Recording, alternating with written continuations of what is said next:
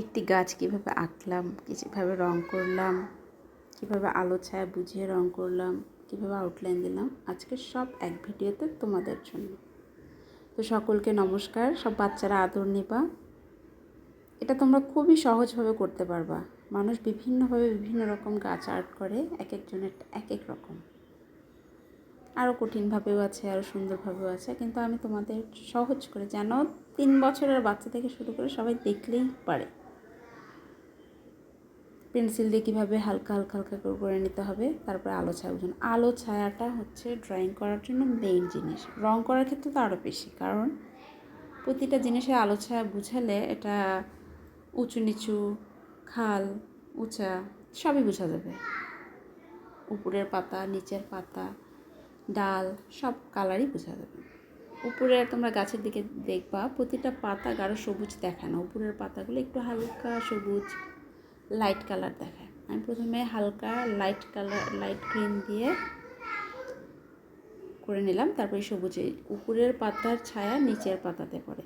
এরপর সবুজ কালারটা করার সময় একটু পাতা পাতা পাতা পাতা থাকে, এজন্য একটু ধীরে ধীরে দিতে হবে, তাহলে একটু হালকা রিয়েল টাইপ গাছ মনে হয়।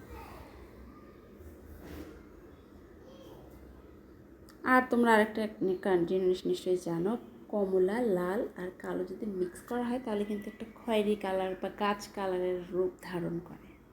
তো এটা এখানে এটা বিশেষত এটাই যে লাল, কমলা আর কালো দিয়ে গাছের কাঠ কালারটা কালার করা হয়েছে। এটা দেখলেই তোমরা অবশ্য বুঝতেও পারবে, তোমাদের জন্য সহজ হবে।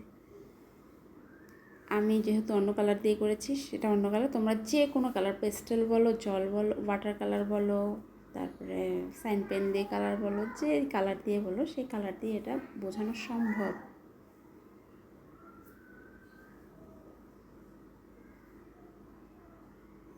তারপর যখন এটা হয়ে যাবে তখন তোমরা বুঝতে পারবে যে কালো কালারটা দিয়ে যখন আউটলাইন করবে, এটা সুন্দরভাবে একটি গাছ সুন্দর করে ফুটে উঠবে, এটা তোমাদেরও ভালো লাগবে।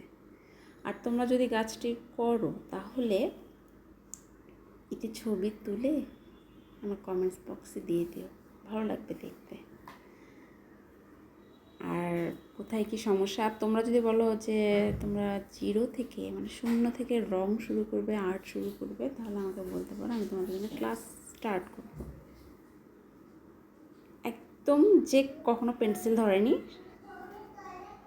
তাকেও পর্যন্ত বলছি, যদি ড্রয়িং শিখতে চাও আমাকে জানিও, আমি তোমাদের জন্য হার্ডলি চেষ্টা করব তোমাদের জন্য সুন্দরভাবে ক্লাস নিতে, যেন তোমরা প্রতিটা জিনিস ধরে ধরে ড্রয়িং করতে পারো।